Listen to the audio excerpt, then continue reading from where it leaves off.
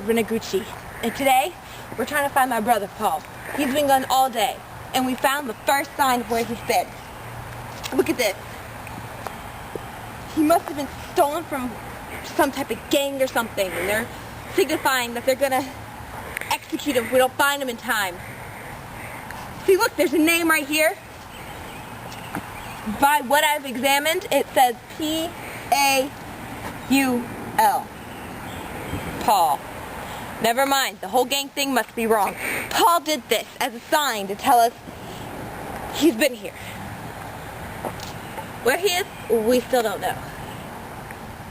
And it doesn't help that he doesn't have a cell phone. I mean, who would have thought if he had a cell phone he could just call him up. Hey Paul, where are you?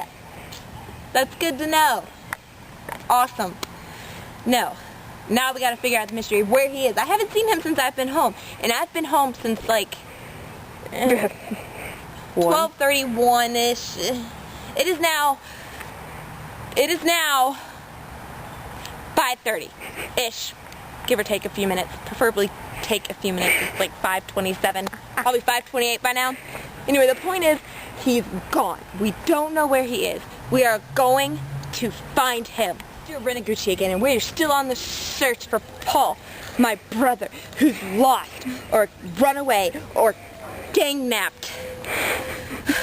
Anyway, so here we're walking. We're going to walk to a nearby place that Paul likes to go. That's where all the clues lead, like the ivy on that tree. Clearly Paul put it up there as a sign that that's where we need to go, that this is the way we need to go. So we're going to keep walking. Let's go. Keep going. Duh. Woo! It's really hot out. I don't know what exactly degree it is. I don't have weather on my phone. Hint, hint. Anyway. I think I do. So yeah. Pine cones. There. Wait! All these pine cones. Ow. They're a simple sign. Paul dropped them like breadcrumbs. Like Hansel and Gretel. Signifying that this is where we need to go. We're on the right track. Follow the pine cone. Pine cone. He must have had to drop them in large quantities to start running. Look! Pine cones.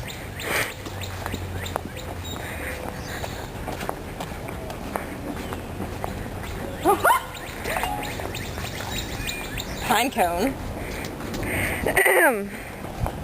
So now what? We keep walking. Walking is boring. Until we find another sign. Like this leaf. Paul obviously climbed to the very tippity top of that tree, and dropped this leaf, signifying that he's going this way. Okay. So tune in to see exactly where the leaf takes us. Stewart Remagoochi here, or Remagoochi. Who cares what my last name is? That's not important because it's not my real last name. It's just something that I made up on the top of my head. Anyway, so the leaf has led us here underneath a tree. Who would have thought? And a flower. Paul obviously went back in time and see the flower. Rachel, the camera person, has lost our evidence. There is no more evidence left. See? The point is, look at him.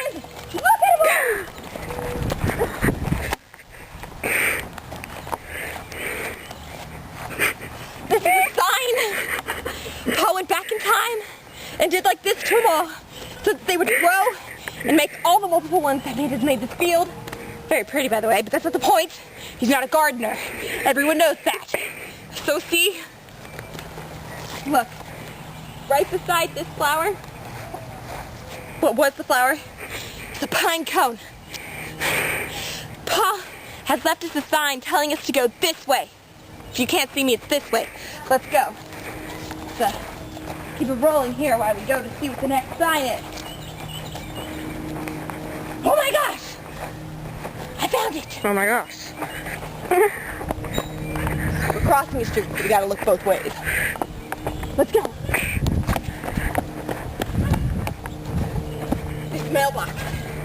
Obviously a sign from Paul. He put the Michigan thing on it, so we would know. We need to... Yeah, I'm sure he went back in time and did that too. No, he went to the future. Don't ask how that works. Paul's a genius.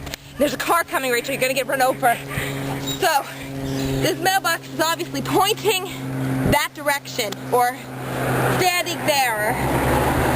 You know what? I'll figure it out later, but there's a clue behind here. So tune in to see what happens next. Hey everybody, Stewart Remagoochi here. Remagoochi, whatever that name was. The mailbox led us here into the woods. Isn't it lovely? The woods, the wild. Love it. Anyway, and here we found a pile of mulch. Obviously, Paul cut down a tree and ran it through one of those grinder things that make mulch, and left the pile here to show us that we're supposed to go this way. So let's walk for a little while. Keep walking and look at this. Can't really see it really good, but it's a root. It's a root that I nearly tripped on. And it's obviously Paul dug up the root to trip us into the right direction, which means that way. So let's go that way some and tune in later. So, we found this note, and it says, "The play of got on A2. This is seriously a note saying we need to stop littering. Another note!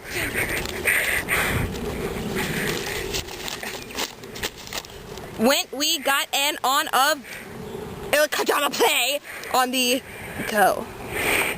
Hello everybody, I'm Stewart Remagoochi, and I seem to be having a fight to some swing that seems to be winning on me here. See, I think it's a trap from whoever took Paul or something like that. Anyway, we did find these two notes. I read them to you. They were very clear that the last place that Paul was the playground, as you can see we are at. Which is kind of how I got stuck in this ridiculously awkward position. Stewart Remagoochi here, and, well, I'm lost. We've lost Paul's trail, so we're just gonna go back to where we came from and try again. Maybe, who knows, maybe some wild thing is the theory, the very far off theory that he could be just playing with friends and come home when it gets dark. But I mean, come on.